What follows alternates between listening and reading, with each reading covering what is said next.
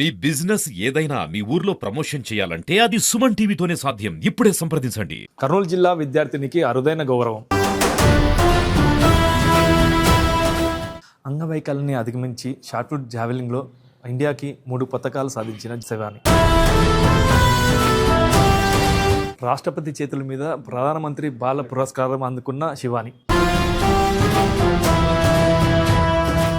Welcome to Suman TV. నేను కిరణ్. ప్రస్తుతం మనం కర్నూలు జిల్లా పత్తికొండ నియోజకవర్గంలో మారుమూల ప్రాంతమైన మధ్యకేరలో బాలికైతే అంగవైకల్యాన్ని కూడా మర్చి స్పోర్ట్స్లో అయితే అనేక విజయాలు అయితే సాధించి అయితే ఇండియాకి 3 గోల్డ్ మెడల్ సాధించింది. అయితే దీంతో రాష్ట్రపతి అయితే అవార్డు సొంతంగా రాష్ట్రపతి చేతుల మీద అవార్డు పొందింది. అయితే మనతో పాటు శివాని బాలిక ఉంది. వాళ్ళని అడిగి తెలుసుకుందాం. చెప్పండి అమ్మా, ఇండియాకి 3 మెడల్స్ తెచ్చావు, చాలా పేరు తెచ్చావు. దీంట్లో మీకు మంచి పేరుతో పాటు రాష్ట్రపతి అవార్డు ఇచ్చింది. మీకు ఎలా అనిపిస్తుంది? ముందుగా అందరికీ నమస్కారం. నా పేరు హోసూరు ఉప్పర శివాని, కర్నూలు డిస్టిక్ మధ్యకెర మండలం. నేను అంటే పెద్ద ఫ్యామిలీ ఏం కాదు, మాది చిన్న ఫ్యామిలీ నుంచే నేను ఇలా ఫస్ట్ ఇక్కడ మధ్యకేరలో చదివి తర్వాత కర్నూలులో, తర్వాత మా అత్త వాళ్ళ ఇంట్లో ఉంటూ నవోదయ కోచింగ్ తీసుకున్నాను. శ్రీవాణి కోచింగ్ సెంటర్ కోడుమూరులో మా అత్త వాళ్ళ ఇంట్లో ఉంటూ అక్కడి నుంచి నేను నవోదయ స్కూల్కి సెలెక్ట్ అయిపోయినాను. జేఎన్వి కర్నూలు బనవాసిలో. అక్కడ నేను 6th నుంచి 9th వరకు చదువుకున్నాను. అప్పుడు మా principal madam, present Sagarika madam, అక్కడ నుంచి 9th క్లాస్లో జేఎన్వి రంగారెడ్డికి పంపించారు. అక్కడ ఏదో పారాస్పోర్ట్స్ది ఆదిత్య మెహతా పారాస్పోర్ట్స్ ఫౌండేషన్ అని ఉంది. అది ఓన్లీ డిజబిలిటీ వాళ్ళకి సపోర్ట్ చేస్తుంది. అక్కడ ఏదో ఇట్లా స్పోర్ట్స్ గురించి ఏదో క్యాంప్ జరుగుతుంది అనేసి నన్ను అక్కడ పంపించారు. అప్పుడు నాది అంటే చాలా డిఫరెంట్ స్పోర్ట్స్లో నా బెస్ట్ తీసుకున్నారు. దెన్ నాది షార్ట్పుట్ జావ్లిన్లో మంచిగా ఉంది అనేసి షార్ట్పుట్ జావ్లిన్లో నన్ను ముందు అంటే చాలా ట్రైన్ చేసి మా కోచ్ అందరూ అంటే ట్రైన్ చేశారు. అలా నేను చాలా కాంపిటీషన్స్కి వెళ్ళాను. ఎగ్జాంపుల్ వైజాగ్, బెంగళూరు, మధ్యప్రదేశ్, ఇంకా గుజరాత్, థాయిలాండ్, దుబాయ్, ఢిల్లీ. రీసెంట్గా యూత్ ఏషియన్ గేమ్స్ జరిగాయి December 7 to 14. అక్కడ నాకు 4th ప్లేస్ వచ్చింది. ఇండియాకు 4th ప్లేస్ తెచ్చాను నా కేటగిరీలో, F46 కేటగిరీ. ఇంకా నేను ప్రజెంట్ జేఎన్వి చిత్తూరులో చదువుతాను. అంటే మినీ మైగ్రేషన్ స్కీమ్ అని ఉంటుంది అక్కడ నవోదయ స్కూల్లో. అంటే ఏ నవోదయలో అయితే సిఈసి ఉంటుందో అక్కడికి మినీ మైగ్రేషన్గా పంపిస్తారు. జేఎన్వి చిత్తూరు నుంచి నేను మళ్ళీ జేఎన్వి రంగారెడ్డికి వెళ్ళి అక్కడ మళ్ళీ తీసుకుని అంటే ట్రైన్ చేస్తూ చదువుకుంటూ అలా చేసేదాన్ని. Collector sir Madanapalle collector sir మొత్తం అంటే అక్కడ వెళ్ళాము, సార్తో కలిసాము. ఇంకా జేఎన్వి చిత్తూరు వాళ్ళు ఈ అవార్డు కోసం అప్లై చేశారు. అంటే చాలామంది అప్లై చేశారు. దెన్ దాంట్లో నేను ఒకదాన్ని సెలెక్ట్ అయ్యాను. అక్కడ ఢిల్లీ వెళ్ళాము. 24th ఫ్లైట్ ఉండింది. 25th మొత్తం మాకు అంటే రిహార్సల్ జరిగింది, ఎలా అవార్డు రిసీవ్ చేసుకోవాలి, ఎలా మాట్లాడాలి అలా అనేసి. 26th డిసెంబర్లో మాకు madam Draupadi Murmu ma'am award ఇచ్చారు. మొత్తం 20 మెంబర్స్కి ఇచ్చారు. 20 మెంబర్స్లో నేను ఒకదాన్ని, ఆంధ్రప్రదేశ్ నుంచి, కర్నూలు డిస్టిక్ నుంచి. మేడంతో రిసీవ్ చేసుకున్నాము. అంటే చాలా హ్యాపీనెస్ మంచిగా అనిపించింది. అంటే ఎక్స్ప్రెస్ చేయలేము ఆ ఫీలింగ్, అంటే చాలా మంచిగా. తర్వాత అక్కడ అవార్డు రిసీవ్ చేసుకున్న తర్వాత ప్రైమ్ మినిస్టర్ సార్ మోదీ సార్తో మీటింగ్ అయింది. అక్కడ సార్తో మేము 1.5 hour వరకు మాట్లాడాము. అక్కడ అంటే సార్ నేను ఆంధ్రప్రదేశ్ నుంచి అని చెప్తే సార్ ఉండి శివాని గారు అన్నారు. సార్ తెలుగులో మాట్లాడారు. సార్ మళ్ళీ అడిగారు ఇది కరెక్టా లేదా అనేసి. చాలా మంచిగా అనిపించింది, మంచి ఎక్స్పీరియన్స్.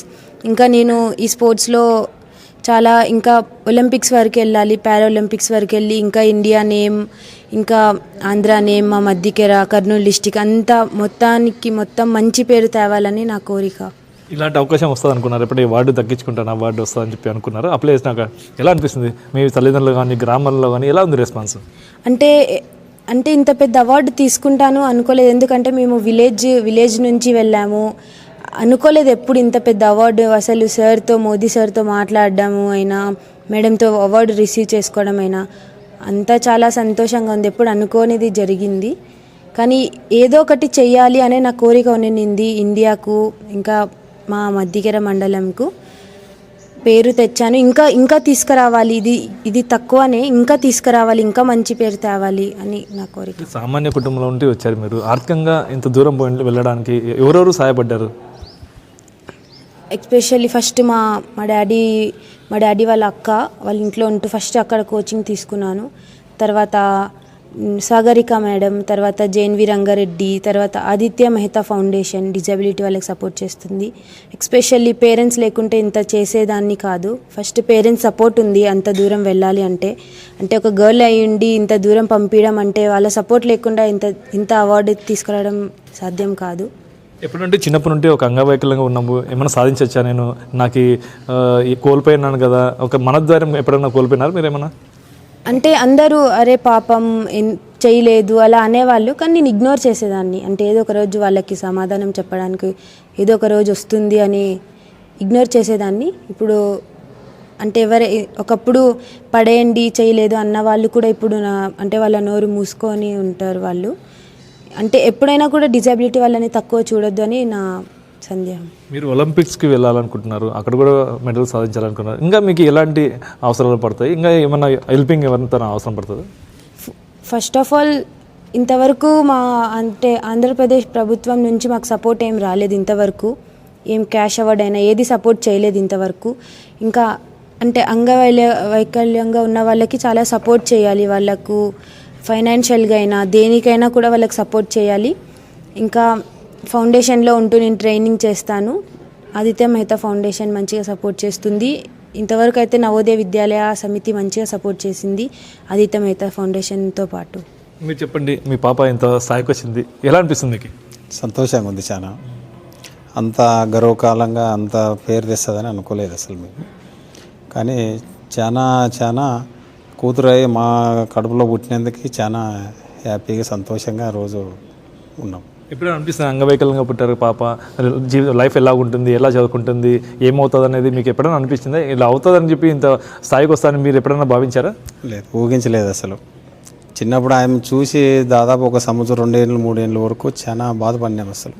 కానీ వాళ్ళమ్మ అట్లే, వాళ్ళమ్మ ఖచ్చితంగా ఆమెను ఏదో చేయాలని వాళ్ళమ్మ లక్ష్యం బాగా ముందుకు తీసుకొని వచ్చింది. కానీ ఇప్పుడు 1 సంవత్సరం అవుతుంది వాళ్ళమ్మ లేదు, చనిపోయింది. కానీ అది బాధాకరం చాలా ఎక్కువ ఉంది అన్నమాట.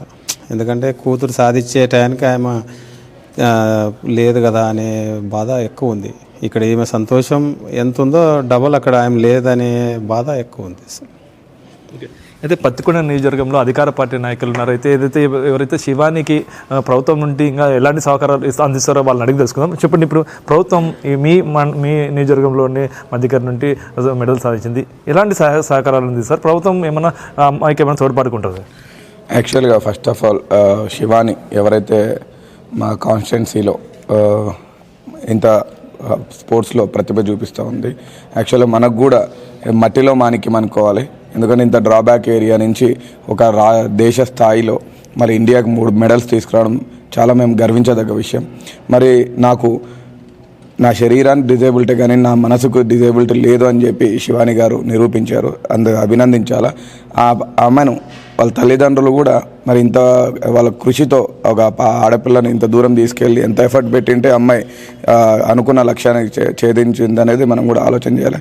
అట్లనే మరి ఈరోజు గవర్నమెంట్ తరఫున ఏదైతే ఉందో అమ్మాయి మళ్ళీ రాష్ట్రానికి మన కాన్స్టిట్యున్సీకి పేరు తెచ్చింది కాబట్టి కష్టపడి మనము ఏదైతే స్థానిక ఎమ్మెల్యే కేఈ శ్యామ్ కుమార్ గారు అన్న ఉన్నారో మరి అన్నగారి దృష్టికి తీసుకెళ్ళి అన్నగారు ఎమ్మెల్యే ద్వారా మరి సీఎం చంద్రబాబు నాయుడు గారికి ఈ ఉన్న పరిస్థితిని చూసి ఆమెకి ఏం కావాలి ఫర్దర్గా ఒలింపిక్స్కి వెళ్ళడానికి కానీ ఫర్దర్గా మన దేశానికి ఏదైతే గర్వకారణం అవుతుందో మళ్ళీ ఆమెకు కావాల్సిన సహాయ సహకారాలు అందించేలా ఖచ్చితంగా ఎమ్మెల్యే గారి దృష్టికి తీసుకెళ్ళి ఎమ్మెల్యే ద్వారా ఆనరబుల్ చీఫ్ మినిస్టర్ గారు తీసుకెళ్ళి ఆమెకు ఖచ్చితంగా న్యాయం చేసేలాగా గవర్నమెంట్ తరఫున ఆమెకి ఏం కావాలన్నా ఒలింపిక్స్కి చేయాల్సిన ఏదైతే ఆర్థిక సహకారాలు కావాలో ఖచ్చితంగా గవర్నమెంట్ తరఫున ఇచ్చేలాగా వాళ్ళు దీనికి హామీ ఇచ్చేలాగా మేము ఖచ్చితంగా అన్న దృష్టికి తీసుకెళ్ళి మేము చేస్తాం దీని గురించి.